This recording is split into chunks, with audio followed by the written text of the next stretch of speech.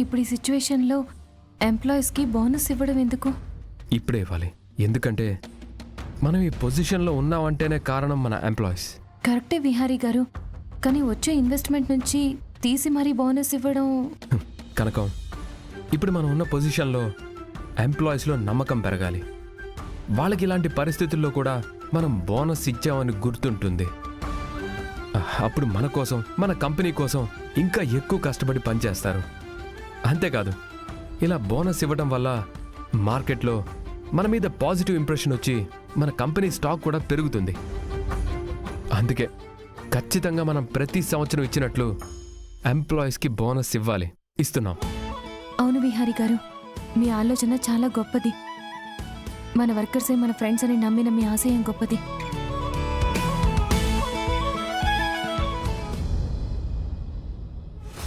ఏంటి ఇంత అర్జెంటుగా ఎక్కడికి రమ్మన్నావు? మనకి ఒక మంచి టాస్క్ వచ్చింది. ఏంటది? విహారీ లక్ష్మి ఇద్దరూ వీ క్రాఫ్ట్ బిజినెస్ కోసం బ్యాంకులో లోను కోసం ట్రై చేస్తున్నారు. లోన్ అమౌంట్ అక్షరాల 100 కోట్లు.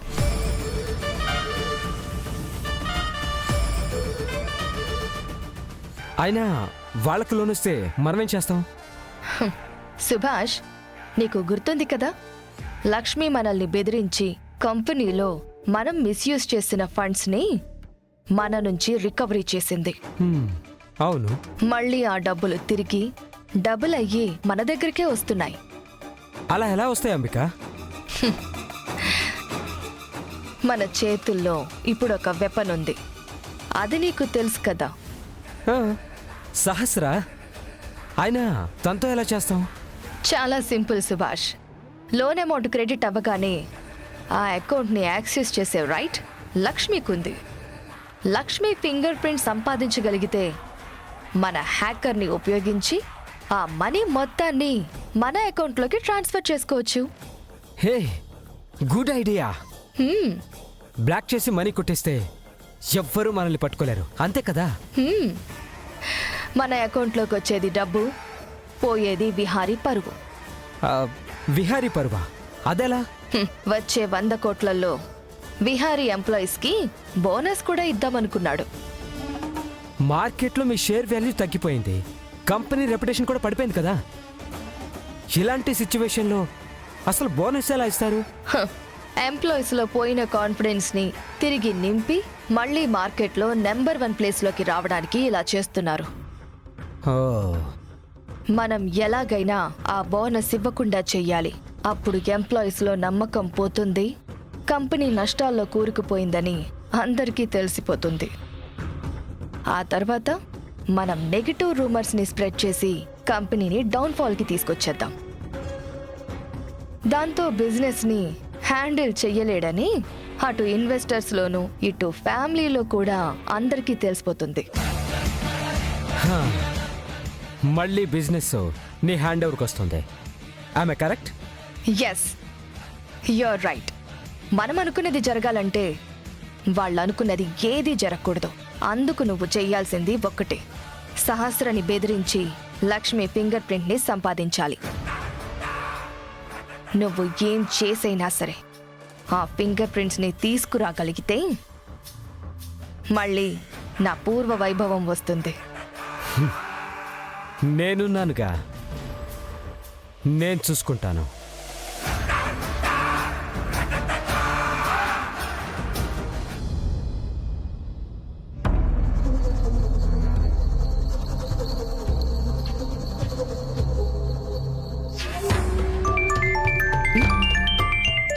ఇప్పుడెవరు చేస్తున్నారు ఫోన్?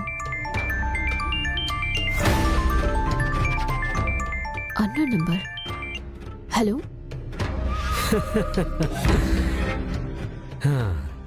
ఎలా ఉన్నావు పాపా? రే, ఎవరు నువ్వు? ఏంటి పాపా అప్పుడే మర్చిపోయావా నన్ను? రే, పిచ్చి పిచ్చిగా ఉందా నీకు? ఎవరికి ఫోన్ చేసి ఏం మాట్లాడుతున్నావు? అప్పుడే మర్చిపోతే ఎలా పాపా? నువ్వు నేను కలిసి మీ బావకి పెద్ద టోకరానే పెట్టాం కదా. హే, ఎవరికి ఫోన్ చేసి ఏం మాట్లాడుతున్నావు? గతాన్ని గజనీలో మర్చిపోతే ఎలా పాపా? సరే, నేనే గుర్తు చేస్తా. పెన్ డ్రైవ్ తీసి నాకు ఇచ్చావు. దాంతో లక్ష్మి ప్రెజెంటేషన్ ఇవ్వలేకపోయింది. దాంతో 3 బ్యాంకులు మీ బావ కంపెనీని బ్లాక్ లిస్ట్లో పెట్టాయి. దానంతటికీ కారణం మనమిద్దరమే కదా. హే, నువ్వా?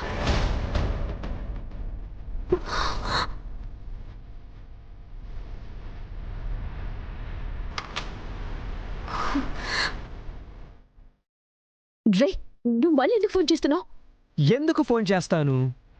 నువ్వు నా క్రైమ్ పార్ట్నర్వి కదా.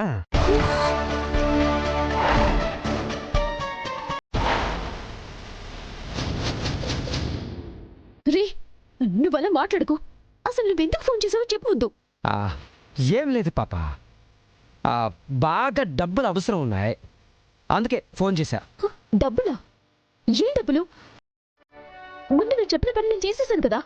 ఆ డబ్బులు అయిపోయింది అంతే. అంతటితో అవ్వలేదు. నువ్వు చేయాల్సిన ఇంకో ముఖ్యమైన పని ఇంకోటి ఉంది. ఏంటది? నాకిప్పుడే ఒక తాజా వార్త తెలిసింది. మీ బావ కంపెనీ అకౌంట్లో 100 కోట్లు పడుతున్నాయంట కదా.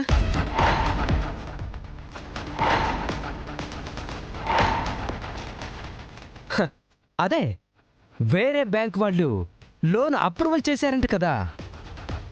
అవును, లోన్ అప్రూవల్ అయింది. అయితే ఏంటి ఇప్పుడు? నా అవసరాలకి మీ బావకు వచ్చే 100 కోట్లు నాకు కావాలి.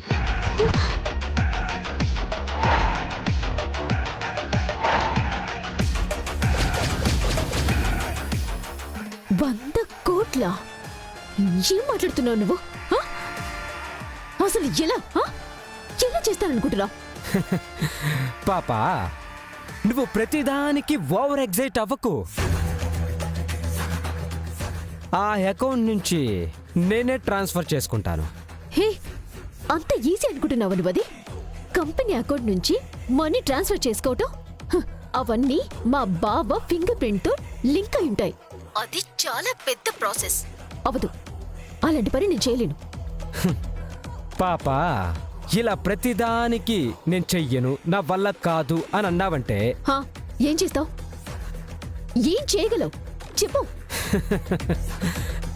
అనుకున్నా ఇలాంటి మాటే నీ నోటి వెంటే ఏ టైంలో అయినా వస్తుందని ఎక్స్పెక్ట్ చేశా. ఒక్కసారి నీ రూమ్ విండో దగ్గరికి వచ్చి ఒక్కసారి బయటికి చూడు పాపా.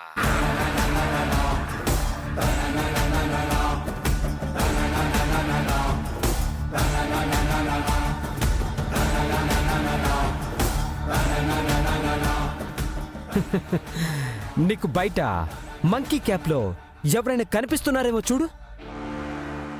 అవును, అక్కడ ముసుగేసుకుని ఒక వ్యక్తి ఉన్నాడు. వాడెవడో కాదు, నా మనిషే. వాడి చేతిలో ఓ పెన్ డ్రైవ్ ఉంది. ఆ పెన్ డ్రైవ్లో నువ్వు హాస్పిటల్లో ఆడిన డ్రామా మొత్తం ఉంది.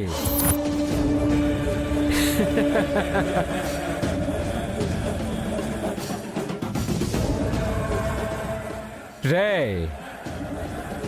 పాప ఒప్పుకునేలా లేదు.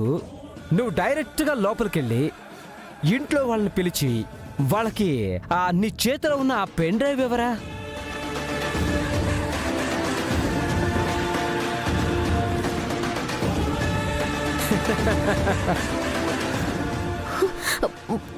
వద్దు వద్దు వద్దు వద్దు వద్దు, అతన్ని ఆపని చెప్పు.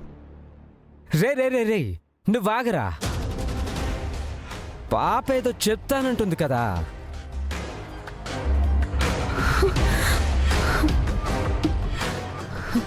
అది చాలా రిస్క్. మా బావ ఫింగర్ ప్రింట్ నువ్వు అడిగినంత ఈజీ కాదు తీసుకోవడం. పాపా, నీకు అర్థం కానిదేంటంటే ఆ అకౌంట్ మీ బావ ఒక్కడి ఫింగర్ ప్రింట్తోనే కాదు యాక్సెస్ చేసేది. కొత్తగా వచ్చిన ఎండీకి కూడా యాక్సెస్ ఉంది.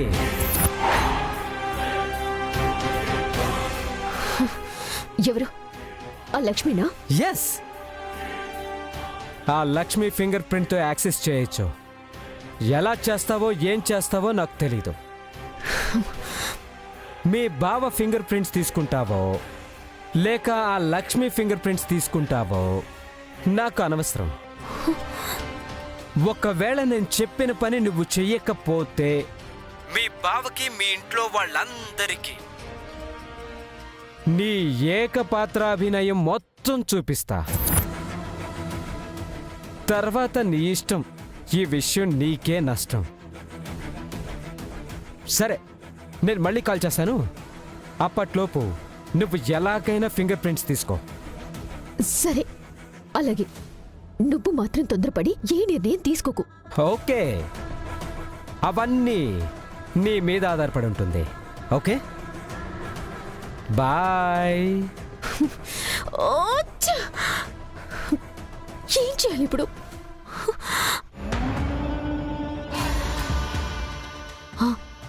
ఎస్, టోటల్గా ఈ స్కామ్లో లక్ష్మి నిరికిస్తే అది ఇబ్బందులు పడుతుంది.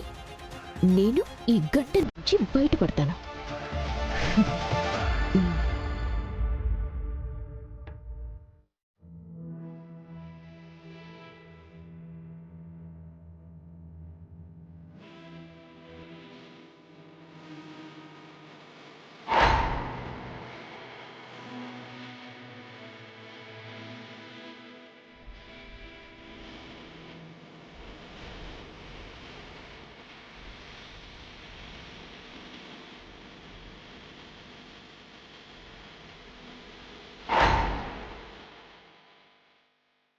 సహస్రా రా.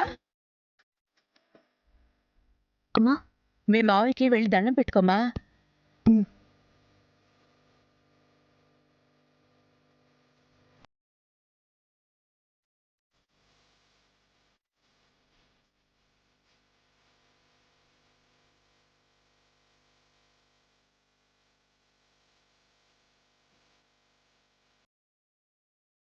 అంబిక, నువ్వు కూడా వెళ్ళి దండం పెట్టుకో.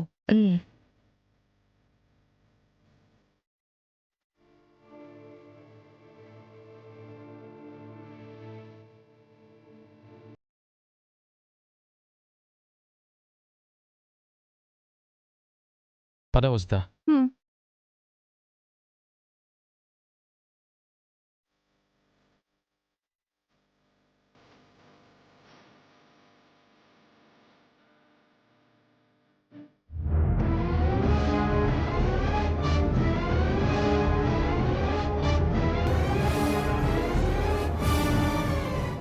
సహస్ర, టెన్షన్గా ఉన్నావేంటి? అబ్బాయి అదేం లేదు పిన్ని, నేను మామూలుగానే ఉన్నాను. నీ టెన్షన్ నాకు తెలుసు సహస్ర. నిన్ను టెన్షన్ పెడుతున్నదే నేను. నువ్వు మేం చెప్పిన పని చెయ్యకపోతే అప్పుడు నీకుంటుంది. ఆ లక్ష్మి ఫింగర్ ప్రింట్ని ఎలాగైనా తీసుకోవాలి, లేకపోతే చాలా ప్రాబ్లం అయిపోతుంది. ఎవరి అరేంజ్మెంట్స్ చేసింది? లక్ష్మి చేసింది వదినా. అందరికంటే ముందు లేచి ఎంత అందంగా అన్నయ్య ఫోటోని ముస్తాబు చేసిందో చూడండి. అవునవును, డెకరేషన్ ఎంత బాగుందంటే లక్ష్మిని చేసిందని అనుకున్నాను. ఆపుతారా మీ లక్ష్మీ జపం? బుద్ధి తక్కువే అడిగానంతే. లక్ష్మి అద్భుతంగా అలంకరణ చేసింది, అదిరిపోయింది అని ఊదురు కొడుతున్నారు. అందరూ ఏమీ లేని అబద్ధాలు చెప్పలేదు కదా అత్తయ్య. అదేదో కొంచెం చేస్తే అంతలా పొగడక్కర్లేదు.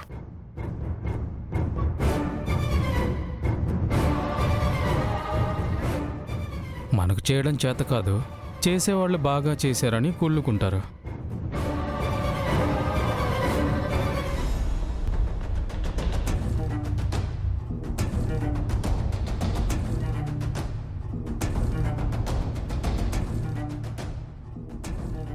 అన్నయ్య, నీ వలన నేను ఈ ఇంటి నుంచి గొడవపడి ఈ కుటుంబానికి దూరంగా వెళ్ళాను. కానీ నీ కొడుకు వలన మళ్ళీ ఈ ఇంటికి నేను తిరిగొచ్చాను.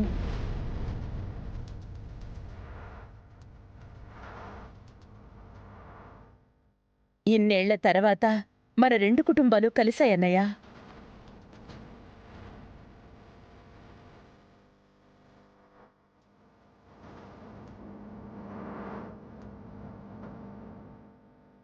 వీళ్ళిద్దరినీ నువ్వు ఎక్కడున్నా ఆశీర్వదించాలి.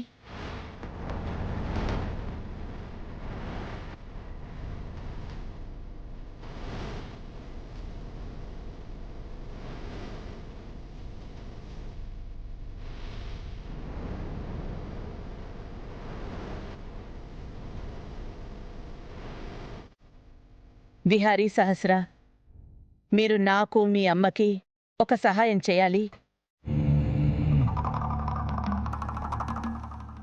ఏం లేదు విహారీ, మీరిద్దరూ కలిసి మళ్ళీ మా అన్నయ్యని మాకివ్వాలి.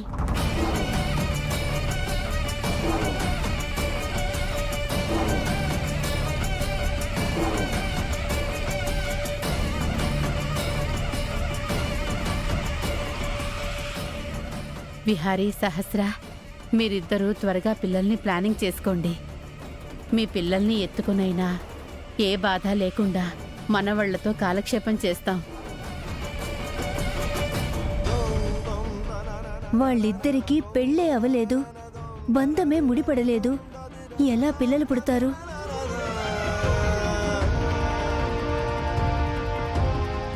అమ్మ, మీకు నిజమైన కోడలు లక్ష్మమ్మ. మీకు అయ్యగారిని తిరిగే పిల్లల రూపంలో లక్ష్మమ్మే ఇవ్వగలదు.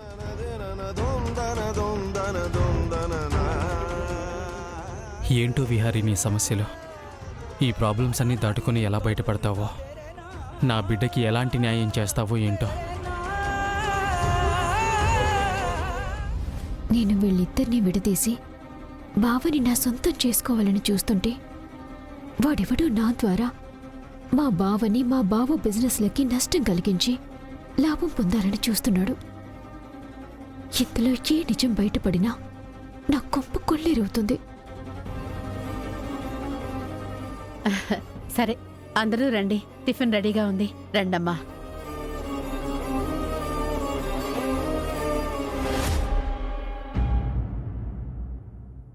రెండు రోజుల్లో విహారీకి శాంక్షన్ అయ్యే లోన్ అమౌంట్ మొత్తం నాకు వచ్చేస్తుంది.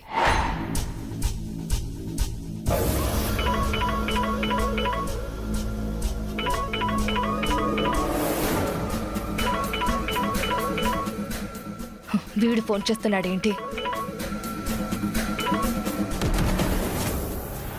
ఎందుకు ఫోన్ చేస్తున్నావు? నా దగ్గర డబ్బులు లేవని చెప్పాను కదా.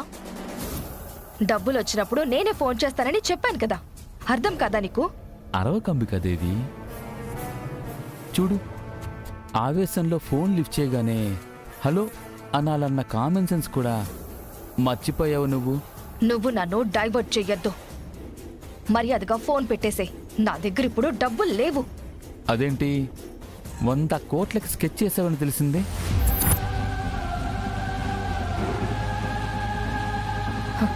హే, నీకెలా తెలిసింది? ఎవరు చెప్పారు? నాకంతే, నీ గురించి అన్నీ అలా తెలిసిపోతూ ఉంటాయి. పిచ్చి పిచ్చి వేషాలు వేయకుండా నిజం చెప్పు.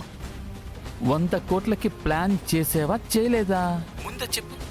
మర్యాదగా నీకు ఎవరు చెప్పారో నిజం చెప్పు. అన్నిసార్లు నన్ను గుచ్చి గుచ్చి నిజం అడిగితే అన్ని నిజాలు కక్కేస్తాను. నీకోకేనా? చెప్పు, అన్ని నిజాలు నేను నీ దగ్గరకు వచ్చి మాట్లాడుకుందామా? వద్దులే. సర్లే గాని 100లో నా వాటా ఎంత ఇస్తావు? నీకెందుకు వాటా ఇవ్వాలి? అయితే నేనెందుకు నీ నిజాలన్నీ దాచాలి? నా దగ్గర వీడియోలని, నాకు తెలిసిన రహస్యాలన్నీ సోషల్ మీడియాలో పెడతాను. అవి ఎవరికి చేరాలో వారికే చేరతాయి. ఎంత కావాలి? 50-50. 50 నీకిస్తే కష్టపడి మేమే చేయాలి. నువ్వే న్యాయంగా ఒక మాట చెప్పు. సరే, 25. కాదు, లాస్ట్ మాట 30. No bargain. సరే, డబ్బులు పడగానే నీ వాటా నీకు పంపిస్తాను. సరే, ఉంటాను. బాయ్ అంబికాదేవి.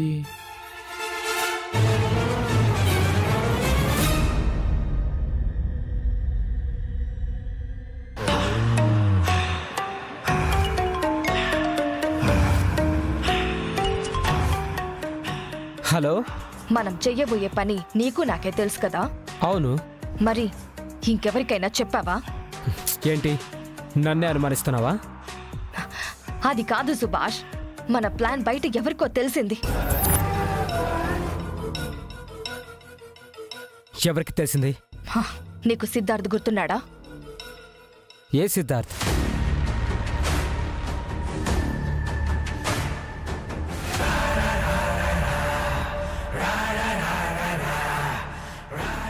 వాడే.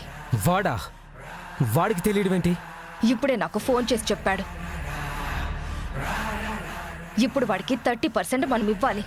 వాడికేంటి ఇచ్చేది? చంపేస్తాను వాడిని. సేమ్ నాకు ఇదే కోపం ఉంది సుభాష్. కానీ ఒక్కటే, ఇప్పటికే మనం చాలా ప్రాబ్లమ్స్ ఫేస్ చేస్తున్నాం. అందుకే వీడిని డబ్బుతో వదిలించుకుందాం. షేర్ ఇచ్చాక కూడా మారకపోతే? అప్పుడు తప్పదు, మన దారికి అడ్డు తొలగించుకుందాం.